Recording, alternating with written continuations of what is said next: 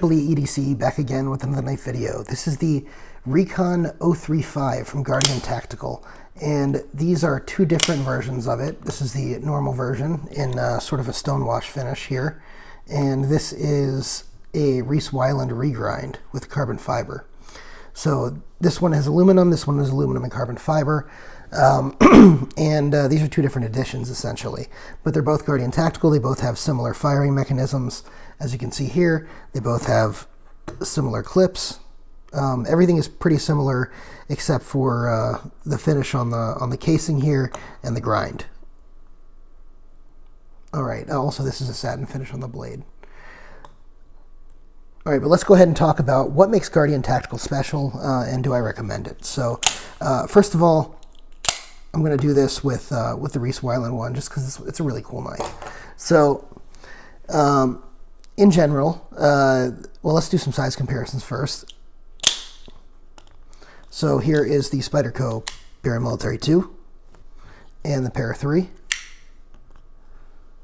Your standard comparisons for that most people are interested in. Let's go ahead and do some other OTFs. Here's a Microtech Ultratech and the Microtech Cypher. Cypher is a huge knife. Here is the Benchmade Infidel. The Infidel also much larger knife. Let's get these in frame. So you can see this is more along the lines of the Ultratech here in size. All right. Now let's go ahead and talk about the good and the bad of this knife. So the good on this knife is a couple things. One is the shape of this is pretty good. It fits right in the hand. The ergonomics are great on this for an OTF, and for gripping it forward and backward as you toggle the switch, the actuator forward and backward in order to open and close the knife. It really feels good in the hand. I have no complaints for the most part on the shape. I'll get to one of the downsides of that later. Next is the styling of it. I like the styling of it. It looks great. So I like the indentations here and the carbon fiber. I think it looks really attractive on this one as well.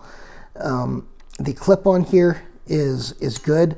It's a steel clip. It has decent retention. I wouldn't say it has the best retention in the world. I did find that the retention on this upgraded version was a little bit better. I think you can hear it, the difference between these ones. I don't know if they're using different steel on those. They look the same, but they definitely don't feel the same. So I don't know what's up with that. The main thing, though, one of the great things, though, and this is why it says patent pending right there. Wonder if this one also says patent pending. Yep, patent pending. So the reason it says patent pending is because of the actuator. So the actuator, as you can see, so let me go ahead and show you the Microtech Ultratech. So as you can see here, the Ultratech has no plate underneath. It's just rides right on the aluminum case. You push the actuator up, and the knife comes out, right? Same thing, you pull the actuator back, and the knife comes down, and there's nothing underneath this side as well. As you can see over here, just goes up, goes down. So why is there a steel plate underneath this? And by the way, Benchmade operates much the same way with that aluminum chassis right there. So why is there a steel plate under this? Because there's actually 3 roller balls. They're ceramic, basically, they're ceramic balls, just like you'd find in a pivot, just like you'd find in a detent, and they're embedded in this actuator button. So when you remove the button in a disassembly, I can do a disassembly later, but I can show you in a disassembly. There's, I believe it's, let me see. Yeah, it's one roller ball in the back. You can see the track there, and it's 2 roller balls in the front. You can see the tracks there, right? So there's 2 ceramic balls in the front, 1 in the back, and especially when you have it oiled, it just gives it really, really smooth actuating action out and back. Much smoother and easier to actuate than pretty much any of the other knives. The Benchmade is pretty easy to actuate, but it has such a long track that it's a little bit annoying in its actuation. Cypher has a pretty hard actuation, and the Ultratech is also pretty hard. So just as, you know, for comparison's sakes, you can see, you know, the smooth texturing on here versus some of the rough texturing on here. So a lot of times people complain the Microtech one will rip up their fingers a little bit. I have a couple people in my office who are not able to open, well, especially the Cypher, or if they open it, they can't close it. Same thing with the Ultratech at times. Usually people have no problem with the Guardian Tacticals, which is great. So, you know, obviously if you have some kids around, maybe it's more of a safety issue, but for most adults, that's going to be the preference. And frankly, from a blade standpoint, the blades are beautiful, and they're great steel.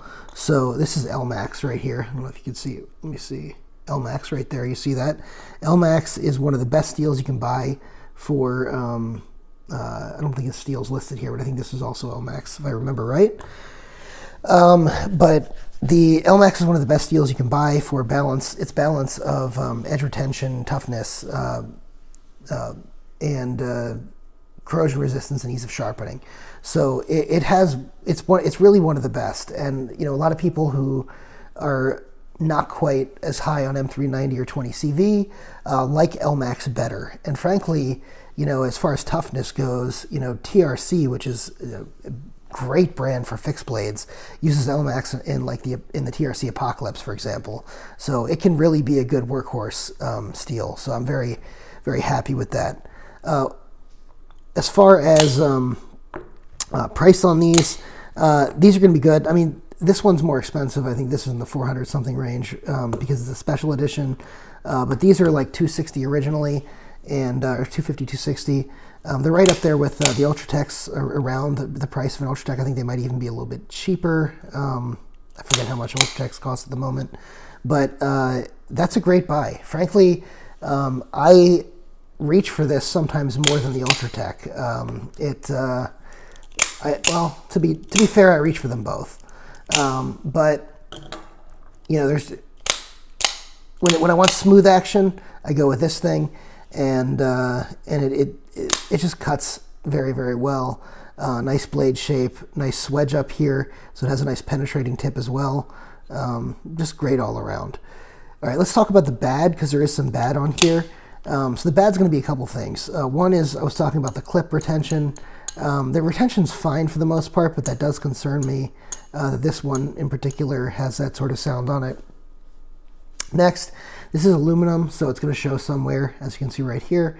And this lanyard hole here is so small as to be almost useless, and frankly, it is kind of an eyesore here, given how small it is.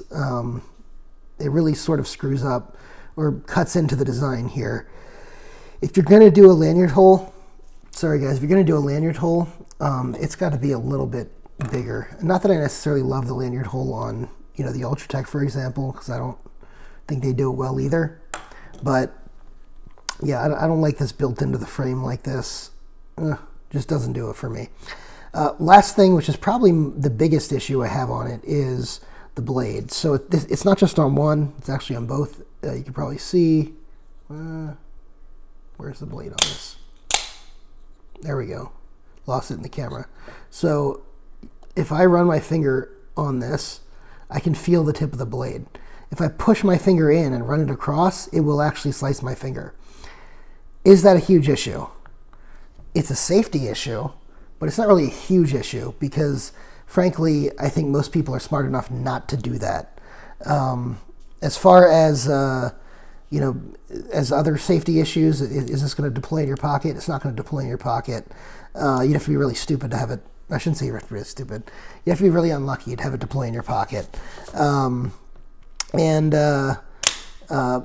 As you can see, you have to put enough pressure on here for it to come out like that. Second, you know, if it does come out like that, it's going to catch. Now I'm going to show you this with a Cypher, but all double actions are going to do this. So here. Now, why was I able to do that? I knew the point was down here. Don't try that at home. But you put it back on the track, and then it goes in and out, right? So it goes off track and actually doesn't come all the way out. It has sort of that safety feature. The Guardian Tacticals are going to have the same feature, and so you don't have to worry about that.